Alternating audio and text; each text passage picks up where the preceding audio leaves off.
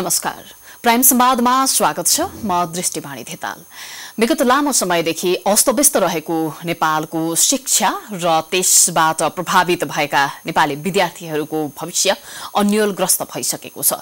यसका बीचमा अभिभावकहरूले थुप्रै कुराहरूमा चाहिँ आपत्ति जनाएका छन्।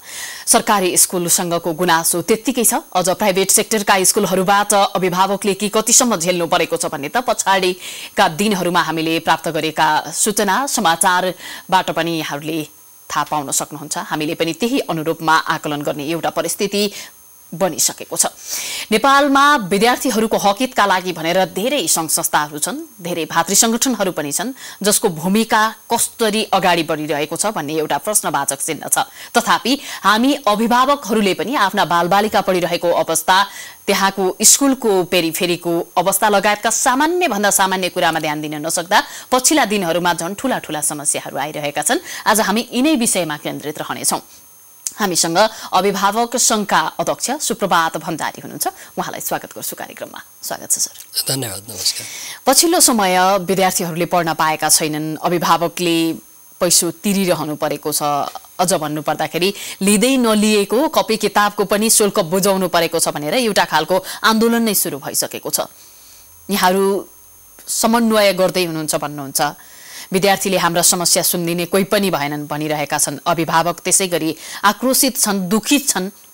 अवस्था के हो यो? मूल कुरो हाम्रो जस्तो मुलुकमा शिक्षा कहिले पनि प्राय प्राथमिकतामा पनि परेन। शिक्षा चाहिँ विकासको संवाहक र परिवर्तनको संवाहक हो र यो शिक्षालाई बलियो, गुणस्तरीय, प्रतिस्पर्धी बनाएर सारा नेपाली जनताका छोरछोरीमा पुर्याउन सक्यो भने मुलुकमा विकास समृद्धि हुन्छ भन्ने एउटा अन्तर्राष्ट्रिय एउटा प्रचलन, मान्यता, विश्वास पनि हो र त्यो यथार्थता पनि हो। तर हाम्रो मुलुकमा धेरैदेखिको शिक्षा चाहिँ तदर्थवादबाट गुज्रिएको छ। अब अहिले त कुरा गर्दाखेरि झन् कोभिडको महामारी भयो होइन। एक त शिक्षा आफैमा अन्यल र तदर्थवादबाट गुज्रेको र थोरै मान्छेहरूको मात्र पहुँचमा गुणस्तरीय प्रतिस्पर्धी शिक्षा भएको थियो र शिक्षाले गरिबीलाई उन्मूलन गर्नुपर्ने ठाउँमा शिक्षाले झन् गरिबी बढाइरहेको अवस्था थियो। झन् अहिले कोरोनाको महामारी, हामीसँग अब अरू विकल्प छैन, फेस टु फेसै पढाउनलाई पनि हामी अन्यलमा छौँ। सरकारको बिचमा समन्वय छैन। सिंहदरबारमा बसेको सरकारले एउटा निर्णय गर्छ, प्रदेश अन्तर्गतको स्थानीय सरकारको निकायले एउटा कुरा गर्छ। जस्तो भनौँ कतिपय ठाउँमा अब सङ्क्रमण नभएको ठाउँमा पढाइ पठन पाठन गर्न सक्ने प्रत्यक्ष कुराहरू पनि छन्। कतिपय ठाउँमा स्थानीय सरकारले पठन पाठन गराइरहेको, थोरै विद्यार्थी भएको ठाउँमा पनि प्रहरी प्रशासन गरेर रोकेको कुराहरू छ। मतलब हामी बडो अन्यलग्रस्त अवस्थाबाट छौँ। त्यस कारणले यो एक त कोरोनाको अवस्थामा बसेर हामी कसरी गर्ने, कसरी यो शैक्षिक सत्रलाई लस हुन, नोक्सान हुन नदिने, शैक्षिक सत्रलाई के गर्ने भन्ने कुरामा आम रूपमा अभिभावक, शिक्षासँग समर्पित मानिसहरू, सबैजना तमाम जनताहरू चिन्तित नै हुनुहुन्छ। होइन, अब यो मैले यसमा बिचमा एउटा मेरो जिज्ञासा, यसै पनि 8 महिनाको पिरियड त हामीले यत्तिकै बिताइसकेका छौँ। यो 4 महिनामा यो शैक्षिक सत्रलाई पूरा गर्न यसै पनि सकिँदैन। यो पूरा गर्न नसक्ने अवस्थामा जसोतसो पूरा गर्नुभन्दा 1 वर्ष लस हुँदाखेरि के फरक पर्छ र? सर्वसाधारणले, आम अभिभावकको यति बेलाको चिन्ता र चासोको कुरा पनि यही हो कि यतिका समय त केही छैन, क्लास अपग्रेड गर्दैमा हुने पनि केही होइन, 1 वर्ष बरु हामी नपढाउँदाखेरि केही फरक पर्दैन भन्ने खालको मानसिकता रहेको छ। अर्कोतर्फ स्कुलबाट कापी किताबको चर्को मूल्य सहित बिल घरमा गइरहेको छ। यो अवस्था छ। यति बेला अभिभावक संघमा अध्यक्ष रहनु भएको हिसाबले यहाँहरूको त एकदमै ठूलो महत्त्वपूर्ण भूमिका हुनुपर्ने हो। तर खोइ अभिभावकहरू दुखी छन्। सही कुरा भन्नुभयो। अभिभावक सङ्घ अथवा अभिभावक महासङ्घ, हामीहरूले यो कुराहरू उठाइरहेका छौँ। तपाईँले सुरुमा पनि उठान गर्नुभयो। शिक्षासँग सरोकार राख्ने एउटा सम्बद्ध संस्था भएको हुनाले नेपाल अभिभावक महासङ्घले पनि पछिल्लोचोटि सबै कुराहरू उठाइरहेको छ। र मूल कुरा चाहिँ के भने शैक्षिक सत्र खेर सकेसम्म जान दिनुहुन्न भन्ने हुन्छ। जीवन कस्तो हुन्छ भने अब अहिलेको महामारीमा जीवन त चल्या छ, तपाईँ र म बसेर प्रत्यक्ष कुरा गरिरहेका छौँ नि। यो जीवनको चल्ने क्रममा हामी लुकेर बसेका छैनौँ। तर के छ भने हामीले एउटा स्वास्थ्यको प्रोटोकल कायम गरेर यसलाई अलि आफू सचेत भनेर हामी कुरा गर्न प्रयत्न गरिरहेका छौँ। अब जीवन 1 वर्षले के हुन्छ होइन, जीवन त 1 सेकेन्ड र 1 मिनटले नि खत्तम हुनसक्छ। त्यो जीवन भनेको यति। तर त्यो जीवनसँग जोडिएको छ, जो मान्छेको साससँग जोडिएको कुराहरू हुन्छ, त्यसलाई जोगाउने कुरा एउटा भयो। तर जीवनलाई चलाउने कुरा सङ्क्रमण जोगाउँदै सङ्क्रमणबाट बच्दै अगाडि बढ्ने कुरा एउटा। त्यस कारणले शैक्षिक सत्र त तपाईँको अहिले हामीले पहिला जमानामा के थियो भने शैक्षिक सत्र फागुनमा सुरु हुन्थ्यो। अहिले पनि शैक्षिक सत्र हिमाली जिल्लामा फागुनमा सुरु हुन्छ, अन्यत्र वैशाखमा सुरु हुने हो। यसलाई चैतमा समाप्त गर्नुको सट्टा अब हामी जेठ असारसम्म समाप्त गर्न सक्छौँ होला। कतिपय ठाउँमा त पढाइ भएको छ नि, त्यो 20-30% मान्छे विद्यार्थीहरू मात्र एक्सेसमा हुनुहुन्छ। 20-30% विद्यार्थीहरूको एक्सेसले हामी शैक्षिक सत्र समाप्त गर्न सक्दैनौँ, त्यो हामीलाई राम्रोसँग थाहा छ। अब हामी दुईवटा बाटोबाट जान सक्छौँ। एउटा फेस टु फेस कहाँ गर्न सक्छौँ, जस्तो तपाईँको लागि म बताऊँ, नेपालमा झन्डै 36,000 विद्यालयहरू छन्। त्यसमध्ये 15,000 भन्दा बढी विद्यालयहरूमा 100 जना भन्दा कम विद्यार्थीहरू हुनुहुन्छ। एकदम ध्यान दिएर सुनिदिनु होला हैन, 100 जना भन्दा कम। 10,000 भन्दा बढी विद्यालयमा त 50 जना भन्दा कम विद्यार्थी हुनुहुन्छ। 4,000 लगभग 4,000 विद्यालयहरूमा 25 जना भन्दा कम विद्यार्थी हुनुहुन्छ। अब मैले यो भनेको सङ्ख्यालाई म्यानेजेबल साइज हो भन्न खोजेको। फेस टु फेसमा पनि हेल्थको प्रोटोकल कायम गरेर सोसियल डिस्टेन्स गरेर पढाउन सकिने अवस्था छ। त्यो कहाँ सकिन्छ? गाउँ पहाडहरूमा हैन। त्यो स्थानीय सरकारलाई अधिकार दियो भने त्यहाँ हामी फेस टु फेस पढ्न सक्छौँ। अब अर्को दोस्रो पाटो के छ भने, जहाँ हामी सक्दैनौँ फेरि बच्चाहरू कोरोना टेस्ट गर्ने किट पनि होइनन्। साना बच्चाहरूलाई त हामी त्यो गर्न नि सक्दैनौँ, त्यो जोखिम लिन सक्दैनौँ। अब त्यहाँ चाहिँ अनलाइनमा जानुपर्छ। अब अनलाइनमा पनि के भने पहिला जस्तो 4 घन्टा 5 घन्टा 6 घन्टा जान सक्दैनौँ। बच्चाहरूलाई, सानो बच्चाहरूलाई 1 घन्टा 1.5 घन्टा हो। मिडल बच्चाहरूलाई तपाईँको 2 घन्टा जति दिने हो। ठुला बच्चाहरूलाई 4 घन्टा जतिसम्म जान सकिन्छ। त्यो चाहिँ हाम्रो स्वास्थ्य कोषले पनि मानसिक उसमा पनि भनिने कुराहरू त्यो भएको। त्यो दुईवटा विधिबाट जान सक्छ। दोस्रो विधिमा जानलाई हामीसँग एक्सेस छैन, इन्टरनेटको पहुँचहरू छैन, भए पनि डिभाइसहरू छैन। गरिबीमा निरपेक्ष गरिबीको रेखामुनि बाँचेका अभिभावकहरूलाई सामान किन भन्न सकिने अवस्था छैन। सरकारले गरिदिनु पर्यो कि सरकारले पूर्ण जिम्मेवारी। शिक्षा त फेरि संविधानको दायित्व र हकको नि कुरा हो, मौलिक हक र अधिकारको कुरा हो। सरकारले त्यतिखेर दायित्व लिएर इन्टरनेट सेवा दिएर अनलाइन कक्षामा भर्चुअल्ली जाने कुराहरू जुन तरिका छ, कति ठाउँमा त रेडियो पनि छैन, त्यसरी जान सकियो भनेदेखि हामी चैतको सट्टा जेठ असारसम्म, अब अर्को वर्ष 78 सालको असारसम्म भए पनि हामी शैक्षिक सत्र समाप्त गर्न सक्छौँ। त्यसको लागि चाहिँ हाम्रा स्रोत साधन सरकारको तिनै तहका सरकारहरू, सङ्घका, प्रदेशका र स्थानीय सरकारहरूका संलग्नता, इच्छा, यी कुराहरूको संयोजन भयो भने हामी शैक्षिक सत्र पुरा गर्न सक्छौँ। अझै पनि छ त्यो सम्भावना छ। सम्भावना हरेक संसारमा हरेक चिजको सम्भावना हुन्छ, समस्याभित्रै सम्भावना हुन्छ नि। होइन त्यसो भने त होइन, 1 वर्ष 12 महिना लगाएर पढ्नुपर्ने कुरालाई अब यो 4 महिनामा अहिलेको पिरियडसम्म त धेरै पढाउन सकेको छैन। त्यसमाथि पनि थोरै 10-20%ले चाहिँ यो सामान्य पहुँचमा छन्। हामीले भनेका सबै पूर्वाधारहरू चाहिँ ती 10-20%ले मात्रै चाहिँ यो पहुँचमा छन् भनिरहँदाखेरि बाँकी विद्यार्थीको जीवनका लागि चाहिँ सरकार, सम्बन्धित निकाय अनुत्तरदायी हुन सक्छ। 1024 घण्टा 1 वर्षमा पढ्नुपर्छ विद्यालय शिक्षामा। हजुर। त्यसको लागि मैले अहिले सुनेसम्म सरकारका केही निकायहरूसँग हामी छलफलमा चाहिँ अभिभावक महासङ्घ, अभिभावक सङ्घहरू पनि हामी छलफलमा छौँ। र सरकारले के गरेको छ अहिले भने पाठ्यक्रम विकास केन्द्रले त्यसलाई वेटेजलाई 100%लाई त्यो घटाएर 75%मा झार्न खोजेको अवस्था मैले सुनेको छु। अर्थात् 25% त्यो भारलाई कटौती गरेर 75%मा झार्यो। हामीले टोटल पढ्नुपर्ने दिन भनेको 220 दिन हो परीक्षासहितको, नत्र 180 दिन न्यूनतम पढ्नुपर्छ। यसलाई झारेर तपाईँको 150 दिन जति, 160 दिन जतिमा आउन खोजेको जुन पाठ्यभार छ, त्यसलाई त हामी अर्को बाँकी अब मङ्सिरदेखिको 5-6 महिनासम्म हामीले लग्यौँ भनेदेखि 6 महिनामा अनवरत रूपमा कुन रूपमा जान सकिन्छ, कुन मोडेलमा? एउटा फेस टु फेस मोडेल, अघि मैले भने जस्तो सङ्क्रमण नभएको ठाउँमा, जोखिम नभएको ठाउँमा फेस टु फेस मोडेल, अर्को ठाउँमा भर्चुअल जाने, रेडियो टेलिभिजन अथवा अनलाइन अन्य प्रकारका जाने हो भने त्यसलाई चाहिने स्रोत र साधन सरकारले विनियोजन गर्नु पर्यो। सरकारसँग पैसा प्रशस्त छ, पैसा नभएको होइन, सरकार दायित्वबाट पन्छिन भएन। त्यो ल्याएर जोड दियो भने हामी शैक्षिक सत्रलाई, संसारमा यो महामारी छ नि, हामी कहाँ मात्र भएको महामारी त होइन, हामी त्यहाँनिर जोड दिन सक्यो भने शैक्षिक सत्र चाहिँ अघि भने जस्तो 1 वर्ष खेर त 1 वर्ष होइन, महिनामा त खेर जान्छ। क्यालेन्डर त मिलाउनु पर्यो नि। यो एडजस्टमेन्टको लागि 78 सालमा 2-3 महिना तन्काउने, 79 सालमा गइसकेपछि तपाईँको 1-2 महिना खुम्च्याउने होइन। त्यो गर्दै जाँदाखेरि अर्को 80 सालसम्म पुग्दाखेरि त तपाईँको शैक्षिक सत्र फेरि पहिलाको आइहाल्छ, ब्याक टु नर्मल भइहाल्छ होइन। त्यसरी जान सकिने अवस्था छ। हुँदै भएन भने त छ नि, प्रयत्न गर्नु पऱ्यो कि, कोसिस गरौँ, गर्नुपर्ने कर्तव्यहरू पालना गरौँ, त्यसपछि भएन भने कसरी जाने भन्ने कुरा त छ नि। अब हामी गर्नै सक्दैनौँ, जान सक्दैनौँ भनेर पहिल्यै सारेनौँ भने त हामी कहिले पनि गन्तव्यमा पुग्दैनौँ। यो पेन्डेमिक जुन स्थिति सुरु भइसक्यो त्यसपछि सरकारको तर्फबाट भएको पहल कदमीले तपाईँलाई यो बाटो देखाइरहेको छ जान सकिने? बिल्कुल, हामीले पनि अनुभव गरेको आम रूपमा अभिभावकहरू प्राप्त विज्ञहरूबाट प्राप्त सुझाव सरकारलाई भनिएको छ र सरकार पनि अब कोरोनाको सङ्क्रमणको जटिलतामा शिक्षा मन्त्रालय आफै रुमलिएको जस्तो देखिन्छ। यद्यपि उसको अझ स्पष्ट छैन। बल्ल बल्ल भर्खर 12 कक्षाको परीक्षा हुने भयो भने 12 कक्षाको परीक्षा हुनेको अर्थ के भने 12 कक्षाको परीक्षा अहिलेसम्म भइदिएको भए नतिजा आइसक्नु पर्थ्यो। हजुर, अब विद्यार्थीहरू ब्याचलर लेभलमा जोइन गरिसक्नुपर्ने अवस्था हो। तर हामी त संसारमै यो अवस्था छ नि त, हामी पनि त्यसबाट खुम्च्यौँ भनेपछि अब हामी मङ्सिर महिनामा ब्याचलर यो परीक्षा गर्दैछौँ भनेपछि क्यालेन्डर माथि युनिभर्सिटीसँग मिलाउनु पर्छ, तल 1 कक्षासँग मिलाउनु पर्छ। 1 कक्षा त सुरु नै भएको छैन भन्ने नै हुन्छ। अनलाइन मात्र भएको 20-30% मान्य होइन। यदि 1 कक्षा हामी सञ्चालन गऱ्यौँ भने अनि हामी क्यालेन्डर मिलाउने कुरामा जान सक्छौँ। त्यसको लागि सरकार विशेष गरेर सिंहदरबार अथवा अरू प्रकारका सरकारहरू जिम्मेवार हुनु पर्यो। हेल्थको गाइडलाइन र एजुकेसनको बेसिक गाइडलाइन चाहिँ सेन्ट्रल गभर्मेन्टले दिने हो, सङ्घीय सरकारले। बाँकी कुराहरूमा अन्य सरकारहरू पनि मिलेर अगाडि गऱ्यो भने मलाई लाग्छ यो जान सकिन्छ। अदरवाइज हामी सक्दैनौँ भने कहिलेसम्म सक्दैनौँ, किनभने जहिलेसम्म तपाईँको भ्याक्सिन आउन तपाईँ सक्दैन। हाम्रो मुलुकमा भ्याक्सिन कहिले आइपुग्छ त अन्तबाट भने जीवन त चलाउनु पऱ्यो नि। त्यसो भनेर मैले अघि भने जस्तो फेरि कोरोनाको जोखिम मोलेर जीवनै आहुति दिनुपर्छ भन्नेको भनेको छैन। यसको मूल्य र मान्यतालाई कायम राख्दै स्वास्थ्यको मान्यताहरूलाई कायम राखेर अगाडि बढ्ने कुरामा जानुपर्छ। त्यो हामीले पनि सहयोग गर्नुपर्छ।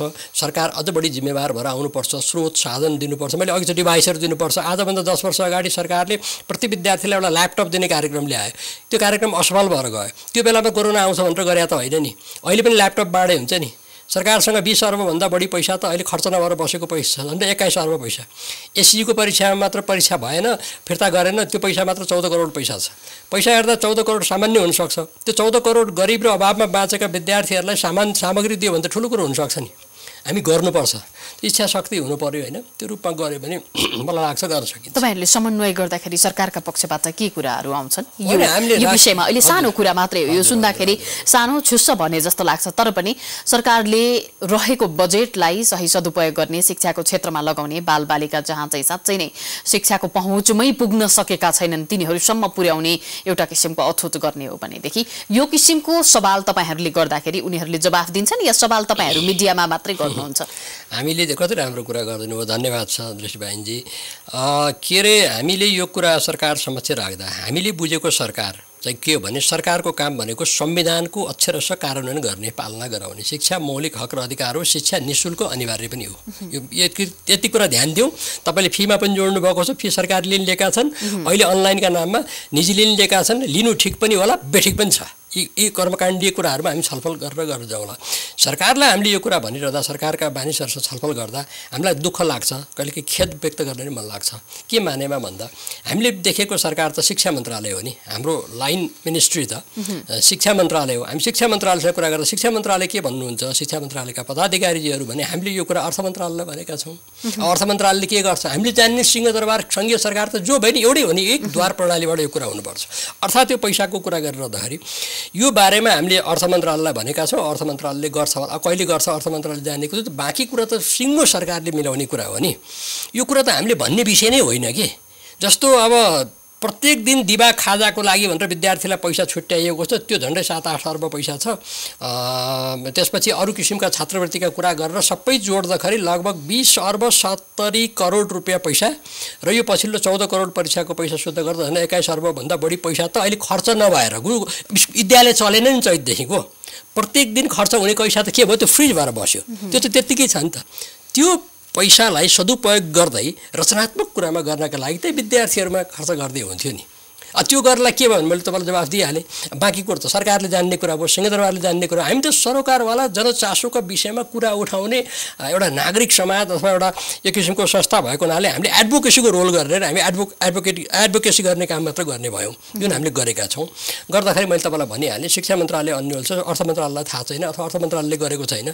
यो त सिङ्गो सरकारले गर्नुपर्ने कुरा हो। कस्तो यो दुवै सबै पक्षबाट मारमा परेका विद्यार्थी र अभिभावकको हामी यति बेला प्रतिनिधित्व गरेर कुरा गरिरहँदा मलाई एउटा अर्को जिज्ञासा के भइदियो भने यति बेला अभिभावक महासंघ पनि छ, विद्यार्थीका हक हितका लागि काम गर्ने भनेर विभिन्न अरू महासंगठनहरू छन्, संगठनहरू छन्, संघहरू छन्, समितिहरू बनाइएको छ, युनियनहरू छन् हैन। जे जति छन् तिनीहरू सबै नेतागिरी गर्न अनि नेतृत्वमा रहेका व्यक्तिहरूको आसपासमा रहन, आफ्ना साना साना समस्याहरूलाई उनीहरूद्वारा सम्बोधन गराउन यिनै कुराहरूमा मात्रै लिप्त भएको पाइयो। खासमा साँच्चै समस्यालाई सम्बोधन गर्ने हो भने हरेक दिन यो समस्यालाई जसरी हामीले अहिले बहस गरिरहेका छौं त्यसै गरी खबरदारी गरिरहने हो भने यस्ता किसिमका समस्याहरू हुने थिएनन्। अभिभावक त्यसरी सोध्छन्, तपाईहरू हामीले समस्या राखिरहेका छौं, सम्बोधन हुँदैन, हामीले के गर्ने भन्नुहुन्छ। फेरि पनि अभिभावक महासंघको औचित्य के त यस्तो सन्दर्भमा? अब यो प्रश्न महत्त्वपूर्ण छ, हामीलाई पनि बीच छ यो कुराहरू। स्वाभाविक रूपले दुईटा बाटोहरू हुन्छ, एउटा जेन्टलम्यान तरिकाले भद्र तरिकाले आफ्ना कुराहरू राख्ने, एउटा उग्र तरिकाले कुरा राख्ने। अब मैले तपाईसँग राम्रैसँग कुरा गरिरहेको छु हैन। सडकमा गएर तताउने, टायर बाल्ने, ढुङ्गा हान्ने के अभद्र प्रकारका कुरा गर्दाखेरि पनि मान्छेहरूले सुन्छन्, ओहो के भएछ भनेर हेर्ने कुरा हुन्छ। सामान्य रूपले भन्दा पनि कहिलेकाहीँ अब मान्छे नसुन्न सक्ने हुनसक्छ अथवा सुन्न पनि सक्छन्। त्यो भद्रता शालीनता भनेको राज्यको उसमा पनि प्रकट गर्दाखेरि आवश्यकता हामीले उठाएका कुरा संविधानको अक्षरश पालना गरौँ भन्यौँ। मौलिक हकको ग्यारेन्टी छ शिक्षामा, शिक्षा चाहिँ सबैलाई बराबर दिउँ भन्ने। कस्तो शिक्षा दिने भन्दा गरिबलाई गरिब बनाउने शिक्षा होइन, गरिबलाई धनी बनाउने शिक्षा, अवसरको समानता दिने शिक्षा। अभिभावकले तिर्नै नसक्ने बिल आउँछ। अब एउटा बिल एकातिर आयो, अर्को बिल के छ भने सिंहदरबारको मुनतिर केही वरपर 4वटा स्कुलको म तपाईँलाई नाम दिन्छु, तपाईँ गएर भोलि बुझ्न जानुहोस्। त्यो सरकारी स्कुलमा, त्यो सरकारी स्कुलमा नि पैसा लिन्छ। एकातिर निजी विद्यालय त ऊ व्यापारै गर्न बनेको भन्नुहोस् अथवा सरकारले पैसा उठाउन दिएको छ, मनपरी पैसा उठायो, उसले उठाएको पैसा हामीलाई चित्त बुझेन। सरकारी स्कुलमा आकर्षण नलागेका अभिभावकले आफूले दुःखजिलो गरेर, कसैले रहरले, कसैले बाध्यताले आफ्ना छोराछोरीको सन्ततिको सपना देखेर उहाँहरूले पढाउनका निमित्त निजी विद्यालय पठाउनुहुन्छ। त्यसको फाइदा चाहिँ निजी विद्यालयहरूले लिए। यसको कुराको निगरानी गर्ने सरकार छैन भने तपाईको प्रश्नभित्रको उत्तर कसले दिने हो भने सरकारले दिने हो नि त। तपाईँ र मैले बाटोमा हिँड्दाखेरि हिँड्न जानेनौँ, जेब्रा क्रसिङबाट हिँडेर नहिँडेर अन्तबाट हिँड्यौँ भनेदेखि हामीलाई ट्राफिकले समातेर यसो नगर, तपाईँ हिँड्न पर्छ जेब्रा क्रसिङबाट भन्ने एउटा सामान्य उदाहरण तपाईँलाई म दिन्छु। त्यो हुनसक्छ भने ऐन नियमको परिधिभित्र नबसेर आफू खुसी स्वेच्छाचारी ढङ्गले काम गर्ने र राज्य नै आफू भनेर सम्भ्रान्त भनेर हिँड्ने मानिसहरू अथवा समूहहरू हुन्छ भने त्यसलाई राज्यले ठेगान लाउनु पर्दैन र? पर्यो नि त। हामीले उठाएको कुरा त आम रूपमा जनचासोको कुरा हो नि। यो त सरकारले स्वतः गर्नुपर्ने कुरा हो। ऐन छ, नियम छ, संविधान छ, ऐन छ, नियम छ, कानुन छ। गरिब र निमुखालाई मात्र लाग्ने हो र कानुन भन्ने कुरो होइन। शिक्षा दिनुपर्ने कुरा छ, शिक्षा दिनुभएको छ, दिएका छन् निजी विद्यालय, धन्यवाद छ, राम्रो गरेकालाई स्याबास। नचाहिने किसिम आफू खुसी राज्यबाट पैसा उठाउन पाइन्छ र? मनपरी जे पनि उठाउन पाइन्छ, जे बिल पनि लिन पाइन्छ र? तपाईँले पछिल्लो घटनाक्रममा अनलाइनको अहिले कक्षामा पनि देख्नुभयो होला, अभिभावकहरू आन्दोलित भएको सुन्नुभयो होला, अभिभावकहरूले स्कुल घेरेको सुन्नुभयो होला। अभिभावकहरूलाई त्यति मात्र होइन, अभिभावकहरूले स्कुल घेरे भनेर अभिभावकहरूलाई पुर्जी काटेर प्रहरीमा बोलाइएका कुराहरू छन्। जेन्टलम्यान तरिकाले गरेका कुराहरू गर्दाखेरि सुनिँदैन रहेछ कि कुराहरू। कोसिस गरिएका छौँ, हामीले गरेका छौँ, तपाईँहरूले उठाइरहनु, तपाईँहरू पनि सार्वजनिक जनचासोको विषयबाट उठाइरहनु भएको छ नि अहिले त।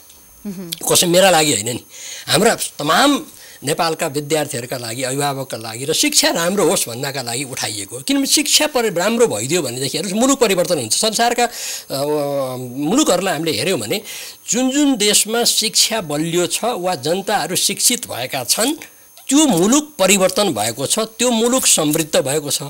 अब हामी कहाँ के छ भन्दै ठुलो ग्याप छ।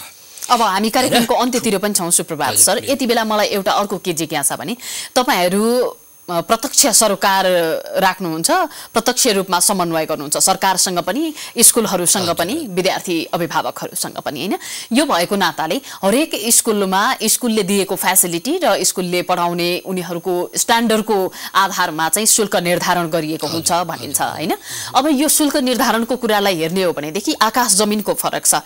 यो पढाइको मापदण्ड के, शुल्कको मापदण्ड के भन्ने कुरा त अभिभावकलाई कहिले पनि थाहा नहुने भयो, उहाँहरूको अधिकार नभएको जस्तो भइसक्यो। यसको मापदण्डको विषयमा चाहिँ के बहस हुन सक्दैन?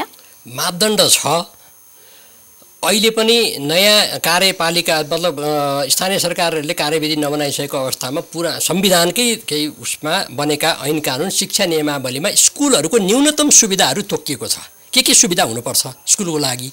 जहाँसम्म तपाईँले रुपियाँ पैसासँग जोडेर शुल्कसँग जोड्नु हो त्यसमा नि क्याटेगोराइज गरेर स्कुलहरूको वर्गीकरण गरेर क ख ग घ र विशिष्ट श्रेणीको स्कुल भन्ने छ, त्यसले के सुविधा दियो भने यो उठाउन पाइन्छ र त्यो तहको हुन्छ भनेर भनिएको छ। र त्यो तहको शुल्क उठाउन उसले स्थानीय सरकार भनौँ अथवा सरकारको अनुमति लिएर मात्र उठाउन पाइन्छ। मेरो जानकारीमा अहिले देशभरिको 1 दर्जनभन्दा बढी स्कुल स्थानीय पालिकाहरू नगरपालिका महानगरपालिका छैनन् जसले निर्णय गरेको, तर स्कुल सबैले पैसा उठाइरहेको छ। किन उठाएको, कसले अधिकार दिएको? अभिभावकहरू अनन्य रोदन गर्दछन्, म सहयोग गर्छु भनेका छन्। अभिभावकले फेरि एउटा कुरा ख्याल गरौँ है, निजी विद्यालयमा निःशुल्क मागेको होइन, हामी पैसा तिर्न तयार छौँ, तर हामीलाई शोषण नहोस् भनेको। त्यसको निमित्त सरकारले के भनिदिनु पर्यो भने सरकारको अनुमति प्राप्त गरेर मात्र उठाउनु पाइन्छ। तपाईँले भन्नुभयो नि अभिभावकको अधिकार, उहाँहरूले सरकारको अनुमति प्राप्त गरिसकेपछि मेरो यो वर्षको लागिको शुल्क यति हो भनेर सार्वजनिक रूपमा सूचना पार्टीमा टाँस्नुपर्ने व्यवस्था छ। कहीँ टाँसेको सुन्नुहुन्छ छैन नि। त्यस कारणले यो व्यथिति छ नै यहाँ। स्कुललाई मात्र दोष लाउने भन्दा नि उहाँहरूले नि कति कुरा राम्रा पनि गरेका होला, नराम्रा पनि गर्नुभएको छ। नराम्रो गरेर पुरस्कार र दण्डको व्यवस्था गर्नुपर्छ। हेर्नुहोस्, राम्रोलाई राम्रो भनिदिउँ, नराम्रोलाई नराम्रो भनिदिनुपर्छ। अब हामी कहाँ त्यो पुरस्कार र दण्डको व्यवस्थै भएन, त्यो प्रभावकारी व्यवस्था नभएको कारणबाट अब सबैतिर सत्य प्रदूषण छ। त्यो प्रदूषणको भित्रको शिकार हुन्छ, स्वाभाविक नै भयो नि। वातावरण भनेपछि हाम्रो पुस्ताले हामीले देखेको जुन किसिमको शिक्षामा एउटा साँच्चै सबलीकरण हुनुपर्छ, शिक्षामा साँच्चै सकारात्मक पक्षहरू आउनुपर्छ भन्ने हाम्रो पुस्ताले भेट्न सक्दैन, पाउन सक्दैन। होइन, पाउन सक्छ। यो पुस्ता त परिवर्तनका सम्वाहक हुन्, जसले मुलुकमा नयाँ संविधान पनि ल्याए, परिवर्तन ल्याए भने यो छैन। र यो त जिम्मेवार भनेको फेरि यो सबै जनताले विश्वास गरेको सरकारको उसमा जान्छ। संविधानको अक्षरशः पालना गर्ने भने संविधान त बनेछ, संविधानको पालना गरे भने त सबै कुरा सिद्धियो। त्यो संविधानको पालना गर्न पर्ने काम राज्य हो। राज्य भनेको को भन्दा आउने सरकारहरू हुन्, बस्ने सरकार हो, सरकारमा बस्ने जिम्मेवार मानिसहरू अथवा त्यो दल हो, त्यो प्रणाली हो। त्यो प्रणालीले गरे पनि नहुने कुरा के छ? तपाईँको जापान चाहिँ दोस्रो युद्धबाट ध्वस्त भएका, तपाईँको कोरियाका कुरा गर्नुहुन्छ भने, भियतनामका कुरा गर्नुहुन्छ भने, इन्डोनेसिया छिमेकीको कुरा गर्नुहुन्छ भने, अहिले भारतका पनि कतिपय प्रान्त हेऱ्यो भने अगाडि बढ्या छ नि। हामी पनि बढ्दैछौँ, तर ग्याप छ के? हामी कहाँ ठुलो वर्ग विभेद छ। वर्ग त समाजमा हुन्छ, त्यो वर्गलाई समन्वय गर्ने काम शिक्षाले गर्ने र शिक्षा मौलिक हकमा भएको कुरालाई त्यो अवसरको सुनिश्चितता सबै नेपालीमा दिनुपर्ने, त्यो चुकेको कारणले भएको हाम्रो पुस्ताले गर्न सक्छ। यहाँलाई धेरै धेरै धन्यवाद। यहाँले चाहिँ जुन जिम्मेवारी वहन गर्दै हुनुहुन्छ त्यो चाहिँ एकदमै सही तरिकाले गर्नुहोस्। हाम्रो शुभकामना पनि छ। धन्यवाद।